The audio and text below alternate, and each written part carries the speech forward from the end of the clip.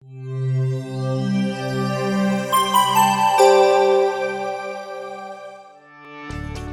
following installation occurred in April of 2011 at the spring training facility for the Tampa Bay Rays in Port Charlotte, Florida.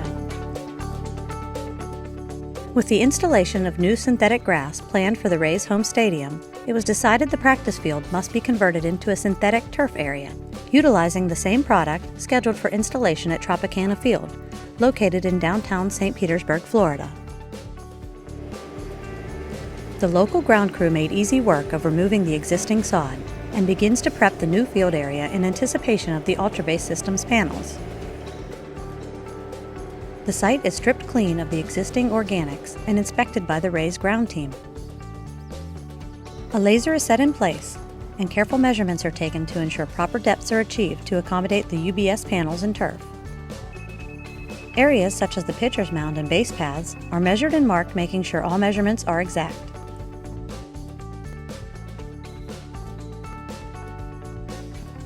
The use of a shovel is the best way to establish the proper depths needed.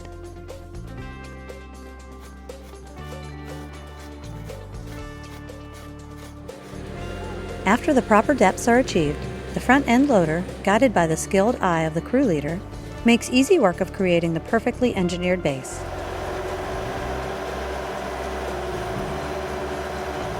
Once the area is skimmed, the task of digging the perimeter drainage begins. It was determined a perimeter drain system would be a good safety feature due to the nature of the torrential rains of Florida.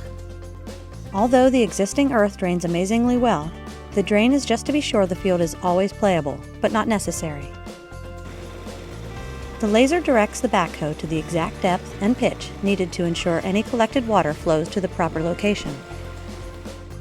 In this case, a 5-inch perforated pipe is placed in the bottom of the drainage ditch. Number 89 stone is deposited into the ditch, making sure the pipe is positioned at the bottom of the ditch and centered left to right. The existing retention pond, beyond the first base side, will act as a collection area for any stormwater runoff collected by the perimeter drain system. As the drain pipe runs around the entire perimeter of the infield, it terminates on the first base line and out to the existing collection pipes heading to the pond.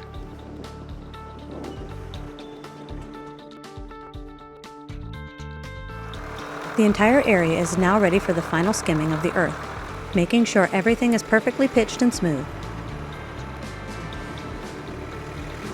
Any excess dirt is hauled away and the process continues until it's just right.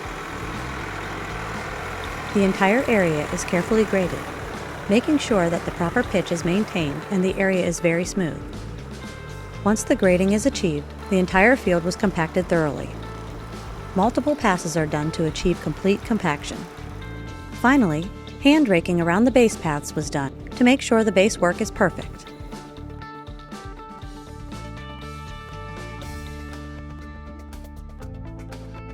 The permeable spun Bond geotextile was rolled out and anchored with wire landscape spikes. The turf was positioned around the outer perimeter first and worked into the pitcher's mound. This overlap pattern will allow the water to run over the geotextile, not under, as it drains to the lower areas, which in this case was the baselines. The concept is like the shingles on a roof, where one layer overlaps the next, shedding all the water off the geofabric to the low areas. When going over the areas like the mound or bases, the fabric is simply trimmed with a razor knife.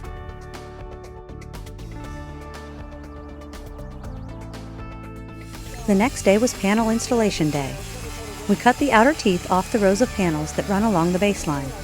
By cutting off the teeth, we leave a solid interior wall to staple the turf to later. A table saw makes easy work of this job. The panels are started at second base and work toward first and third.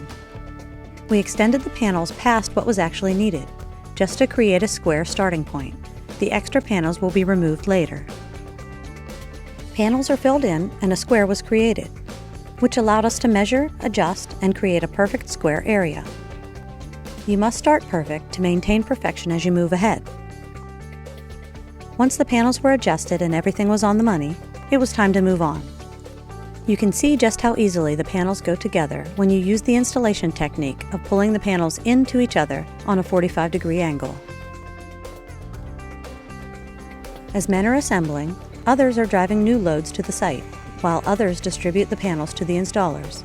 A good installer will require 3 men delivering panels to the installer, keeping him well stocked and moving ahead. When areas like the pitcher's mound are reached, we build just over the desired border and will trim later. We ran a string from home plate to second base, just to make sure the pitcher's mound was perfectly placed. Measure twice, cut once.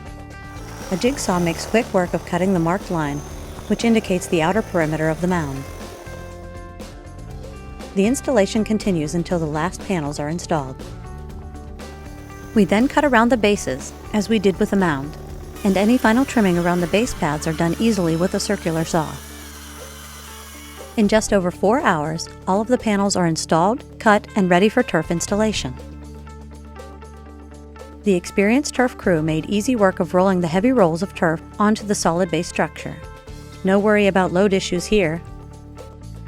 The team rolled the turf, following as closely as they could to the measured marks they placed on the panels, indicating turf position. As every roll of turf is installed, the panels are blown clean of all dirt and debris. The use of turf grippers and some good old-fashioned muscle allows the turf to be pulled and positioned to the exact placement. The turf is rough cut, eliminating the factory edges, and eventually cut, positioned, and dry fit to make a perfect seam.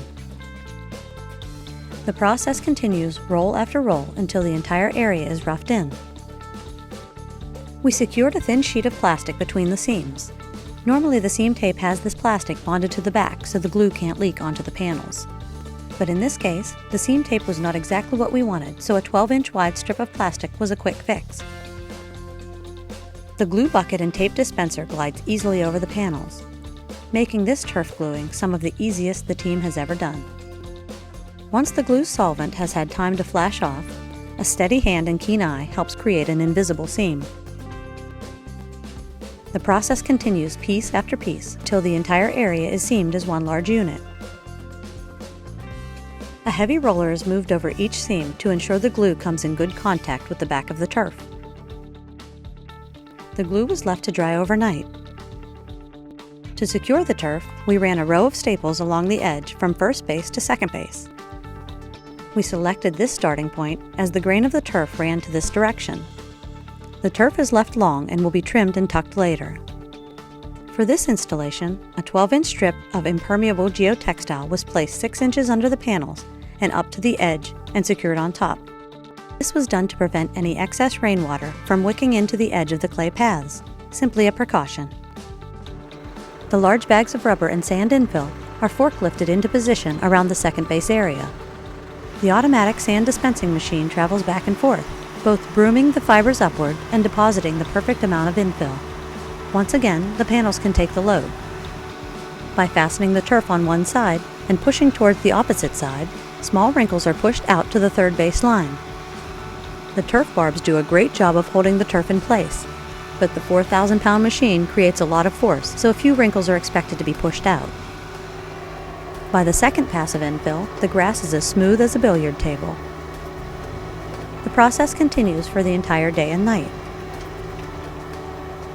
Once the sand is all in, the excess turf is cut and stapled to the top edge and side of the panels.